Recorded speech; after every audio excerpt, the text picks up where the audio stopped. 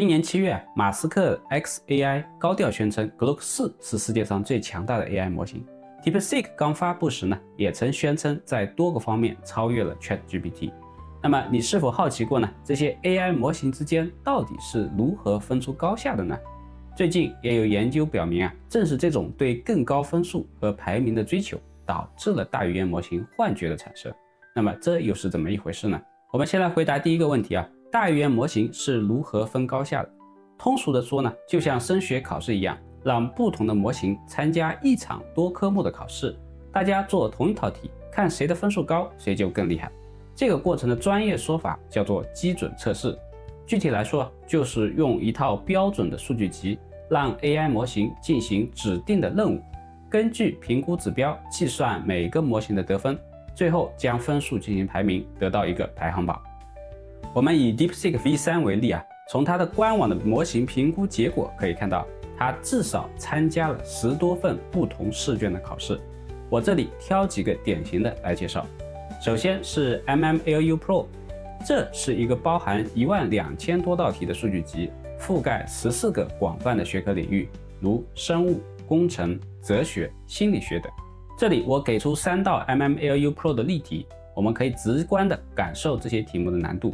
以这道物理题为例，大语言模型想要正确的解答，必须了解进光量与孔径面积、孔径直径和面积的物理关系，并进行推理。这些题目全部都是选择题，但选项多达10个，想要随便蒙一个答案还是比较难的。MMLU Pro 采用了 Exact Match 的评估指标，也就是说，大语言模型输出的答案必须和标准答案完全一致，哪怕多加了一个字都不行。DeepSeek V3 在 MMLU Pro 上的准确率呢为 75.9%， 也就是说在12000多道题目中可以答出约9100多道，这个水平可以说确实超过了绝大多数的普通人。不过有些观众可能会说了， MMLU Pro 不管选项有几个，毕竟还是选择题还是有蒙对的可能性的，并且只有英文的题目也测不出中文大语言模型的实力嘛。别急SaySimple QA 就是一个中文的，并且全部都是问答题而非选择题的测试集。这里我也给出3道例题，这个测试集涵盖了中华文化、人文社会科学、工程技术与应用科学、生活艺术与文化、社会与自然科学等6大主题及99个多样化的子主题。比较有意思的一点呢，由于采用了问答题的形式，模型的答案就有可能和标准答案并不完全一样，但是意思一致。比如这道中华民俗题，标准答案是关公，那么回答关羽或者关云长，甚至多加几个字，该神仙是蜀汉关云长，这些答案显然都是对的。这种情况应该怎么处理呢？这就要说到 Correct 评估指标了。有别于 Exact Match， Correct 评估指标只要答案意识正确就可以了。那么如何自动化判定答案是否正确呢？其实也很简单，就是让另一个 AI 去判定答案是否和标准答案等价。SaySimple QA 这个数据集的验证方法，就是通过接入 OpenAI 的 API， 通过一段提示词，让 OpenAI 的模型来判定被测模型的答案是否正确。当然，在我们日常使用大语言模型中，不仅会提问题，还会让大语言模型根据命令去完成一些文本生成任务。if 依法就是评估这方面能力的数据集，每一个题目呢都会规定一些规则，比如生成的字数、字母大小写等等。这里验证指标 prompt strict 指的是验证生成的答案有没有严格符合指定要求，完全符合的话得分，其中只要有一项不符合，那就是0分。除了文本生成呢，我们也需要评估大语言模型写代码的能力。DiffCodeBench 就是这样一个代码任务测试集，它的题目来源于编程竞赛、开源项目等动态生成或收集的新题目，因此它的题库会不断的保持更新，这样可以防止模型直接把测试集拿来当做训练素材。这里测试评估指标 Pass at 1 指的是模型第一次输出的代码就能通过单元测试的比率。以上我们介绍的测试集本质上都是通过考题对比分数，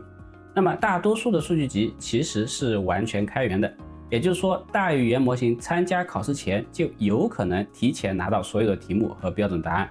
如果在训练过程中把这些题库和答案作为训练数据，模型是有可能通过记忆来回答问题，而不是通过推理来得出答案的。因此在这些数据集上取得高分，是不是必然说明模型能力更强呢？还是值得商榷的。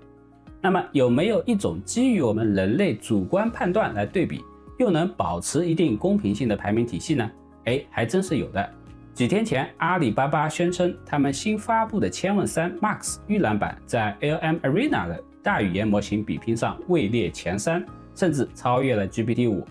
这里吴永明提到的 LM-Arena 就是一个模型对战平台，它的核心思想是让人类用户在不知情的情况下对2个模型的回答进行投票。它的主要机制是这样的：当用户输入一个任意的问题，比如写代码、翻译或者写故事，系统会随机选择2个模型，同时匿名生成回答。用户看到2个回答之后，可以投票给更喜欢的一个，也可以投为平局或者2个都很差。用户投完票之后呢，也可以看到回答是由哪个模型生成的。原理就跟早年街头测试可口可乐和百事可乐哪个更好喝一样。LM-Arena 使用类似国际象棋大赛的排名算法，如果一个模型在对战中获胜就会加分，输掉呢就会扣分。经过大量的两对战，每个模型都会收敛到一个稳定的分数，最终就形成了我们现在看到的排行榜了。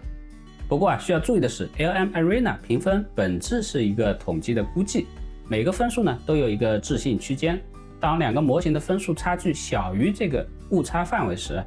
名次就会显示为并列。因此阿里千问3虽然是位于前3，但前3其实一共包含了共8个模型，这就跟中国大学 Top 3其实有17所是一个道理。总结来说呢，你要是怀疑这些模型是否在基准测试中作弊，那么 LM-Arena 的排行榜可能对你来说是更可靠的，毕竟它是成千上万真实用户真实评测出来的结果。那么基准测试的介绍就到这里，除了我上面介绍过的之外，还有很多其他的基准测试，针对不同的领域，原理大同小异，我就不一一介绍了。现在回到视频开头的问题，为什么在基准测试中追求更高的分数和排名会导致大语言模型出现幻觉呢？首先简单介绍一下什么是幻觉。简单来讲，幻觉就是指模型有时即使面对一些看似简单的问题，也可能生成完全错误的答案。OpenAI 的研究人员提过一个例子，当他们向一个模型询问自己的博士论文标题时，模型自信地给出了3个不同的答案，然而没有一个答案是正确的。OpenAI 的研究团队深入研究了这个问题，并在几周前把他们的研究成果发表在了这篇论文里。其核心的结论呢，解释了幻觉产生的主要原因，就是当前大语言模型应试导向的评估方式。多数评估测试衡量模型性能的方式鼓励模型进行猜测，而非如实反馈不确定性。就像我们上面介绍的一众测试集，若大语言模型不知道答案却随意猜测，或许还能侥幸答对，但是空着不回答呢，那么必然是得到0分。因此当模型仅以准确率即完全答对的题目比率作为评分标准时候呢，它就会倾向于猜测而非承认不知道。在海量的训练和评测数据中，这种猜测型模型最终在评分机制中会表现出优于承认不确定性的谨慎模型。那么我们最终肯定是希望得到一个更加诚实、能提供可靠回答的模型。OpenAI 对此提出了一个改进的方案，就是加大训练中对自信错误的惩罚力度，让它大于对不确定性的惩罚。同时呢，对恰当表达不确定性的行为给予部分的奖励。这套方案他们也用在了 GPT-5 的训练上面。不过至少我目前用 GPT-5 的体验中呢，还是依然有不少的幻觉现象。就如 OpenAI 研究人员的最终结论一样，大语言模型本质上是无法消除幻觉的，只能尽量的避免。因为无论模型规模或者推理能力如何，某些现实世界的问题本质上就是无法解答的。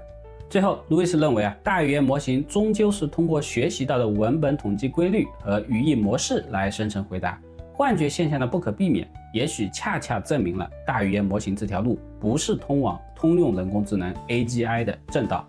无法认识到自身局限的 AGI 是极其危险的。不管是人还是 AI，